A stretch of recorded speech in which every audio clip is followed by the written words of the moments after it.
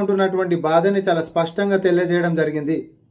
ఇదే అంశాన్ని నేను ఈ నెల 14వ తారీఖు గాంధీభవన్ నుంచి నా యొక్క ప్రెస్ మీట్లో కూడా చెప్పడం జరిగింది.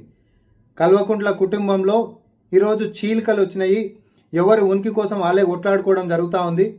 ఈరోజు కేటీఆర్ తన యొక్క ఆధిపత్యం కోసం, లేకపోతే హరీష్ రావు గారు తన యొక్క ఉనికిని కాపాడుకోవడం కోసం, లేకపోతే కవిత గారు తన యొక్క ఆత్మ గౌరవం కోసం కొట్లాడుతున్నటువంటి తీరు చూస్తే భవిష్యత్ కాలంలో బీఆర్ఎస్ పార్టీ అనేటటువంటిది ఎట్టి పరిస్థితుల్లో కలిసి ఉండేటటువంటి పరిస్థితి కనిపిస్తలేదు.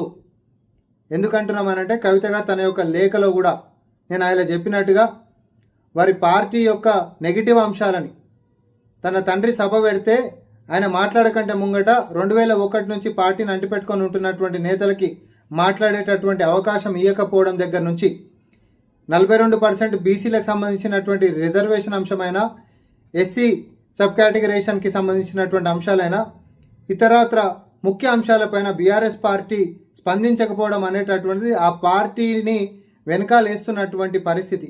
అంతేకాదు తను జైలుకు పోవడానికి కారణమైనటువంటి బీజేపీ పార్టీ పైన అంతు చూస్తామని, వారి సంగతి చూస్తామని చెప్పి శపథం తీసుకున్నటువంటి కవిత గారి యొక్క నోరు నొక్కేసినటువంటి పరిస్థితి కూడా పరోక్షంగా తన యొక్క లేఖలో తన యొక్క అసంతృప్తిని వారి యొక్క తండ్రి గారికి తెలియజేయడం జరిగింది.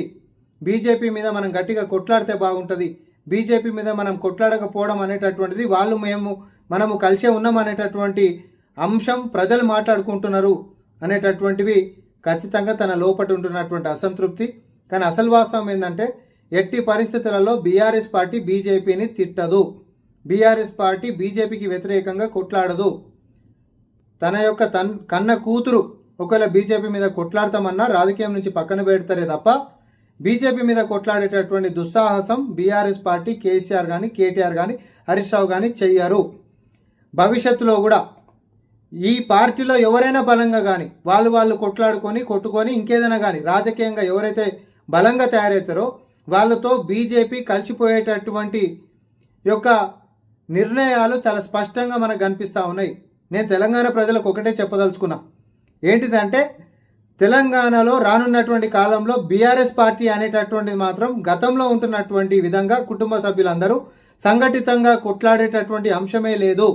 ఒకవేళ కొట్లాడినా పైన చూపించేటటువంటి డ్రామానే తప్ప మేడిపండు లెక్క పైకి మాత్రమే మేలిమిగా కనిపించుకుంటాం, పొట్ట ఇప్తే మాత్రం అంత పురుగుల కథనే ఈరోజు బీఆర్ఎస్ పార్టీది ఉంది అనేటటువంటిది మళ్ళొకసారి స్పష్టం చేస్తూ ఉన్నాం.